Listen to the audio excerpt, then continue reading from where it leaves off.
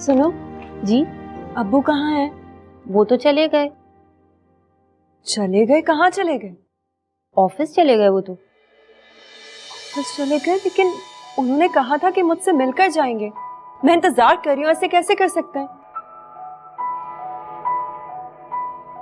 आपके अब्बू खुद कुछ नहीं करते, जो बेगम साहिबा चाहती हैं वो वही करते हैं। वो नहीं चाहती होंगी कि वो आपसे मिलें, इसलिए वो चले गए। बहुत भोली हैं आप, इतना भी नहीं समझती। क्या बातें हो रही हैं वहाँ? कुछ नहीं बेगम साहिबा, वो बीबी जी पूछ रही थी कि साहब कहाँ हैं, तो मैंने बता दिया कि ऑफिस चले गए। हो गई ना बात, तो अब यहाँ खड़ी क्या कर रही हो? बहुत ध्यान लगता है बातों में, जाओ यहाँ से।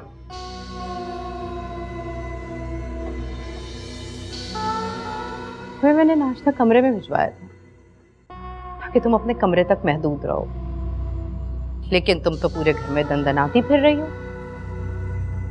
गपशप लगा रही हो नौकरों से, क्यों? उन्हें खराब करना है?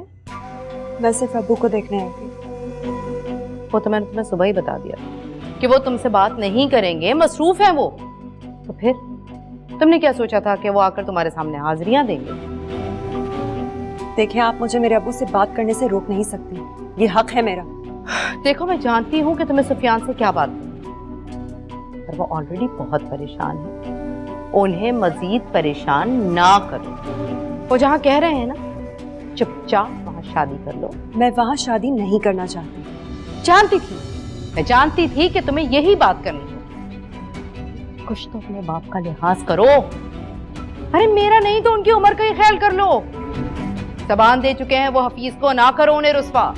ये बात तुम दिमाग में रख लो बीबी, कि अब कुछ नहीं हो सकता। वो ज़बान दे चुके, अब तुम्हें वही शादी करनी हो। मैं जानती हूँ कि वो ये सब आपके कहने पर कर रहे हैं, वरना वो मेरी खुशी को तरजीह जरूर देते। खुशी? अरे मैंने सोचा था बिन माँ की बच्ची है, अच्छी जगह शादी हो जाएगी, वेल ऑफ लोग हैं, राज करेगी, दुआएं देगी मुझे। मगर तुम तो मेरी शुक्रगुजार होने की बजाय तुम तो मुझे कसूरवार ठहरा रही हो। वाह, बहुत ही खुदगर्ज हो गई तुम तो। आप जो भी कह लें, मैं ये शादी नहीं करूंगी। बड़ी जबान चल रही है तुम्हारी। नहीं शादी करना चाहती तो ना करो। वो रहा घर का दरवाजा, निकल जाओ यहां से। अच्छा है ना, तुम्हारे बाप को पता चले उनकी बेटी उनसे कितनी मोहब्बत करती है। वो जो दिन रात तुम्हारे गम में हलकान होते रहते हैं, तुम्हारे बारे में सोचते रहते हैं, उन्हें पता चले कि उनकी बेटी उनके काबू में नहीं है अब। अच्छा है तुम्हारी असलियत उनको अभी पता चल जाए। तो चाहती है, अगर आपको ये रिश्ता इतना ही पसंद है तो आप जोया की शादी क्यों नहीं करवा देती? Shut up! खबरदार जोया का नाम अपनी जुबान से लिया तो। अरे तुम्हारी हिम्मत कैसे हुई जोया के बारे में ये बात सोचने की? वो लवारिस नहीं है तुम्हारी तरह, उसकी मां जिंदा है। अरे ऐसे क्यों नहीं कहती? तुमने अपने आशिक को जो ख्वाब दिखाए हैं वो पूरा करना चाहती हो। मेरी लेकिन एक बात याद रखना तुम, जो ऐसी लड़कियों का अंजाम होता है ना, वो मुझे अच्छी तरीके से पता है। कल को अगर तुम रोती पीटती इस घर में वापस आई तो इस घर के दरवाजे तुम्हारे लिए बंद हैं।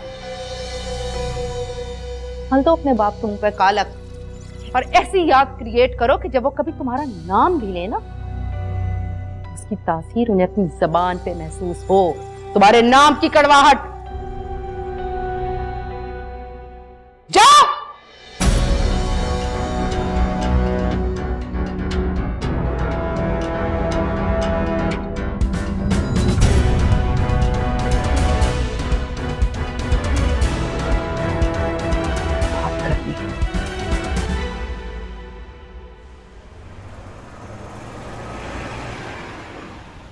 आप कल कितने खुश थे, आपको खुशी रास ही नहीं आई।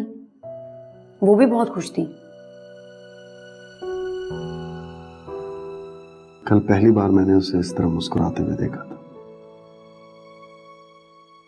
ऐसा लग रहा था जैसे बाहर आ गई है। अब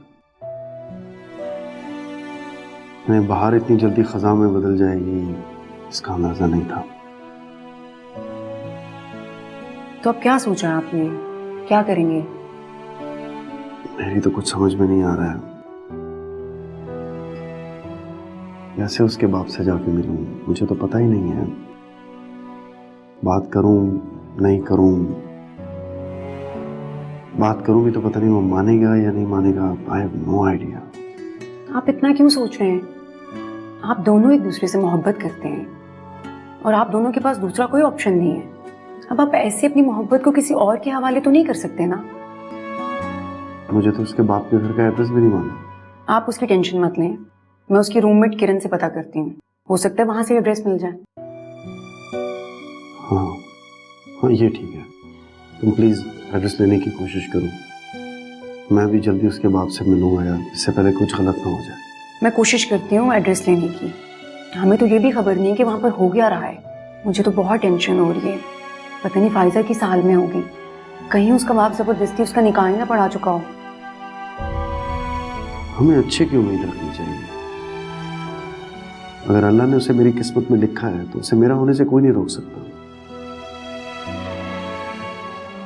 हाँ, ये सब कुछ इतना जल्दी हो जाएगा, मुझे इसका अंदाजा नहीं था।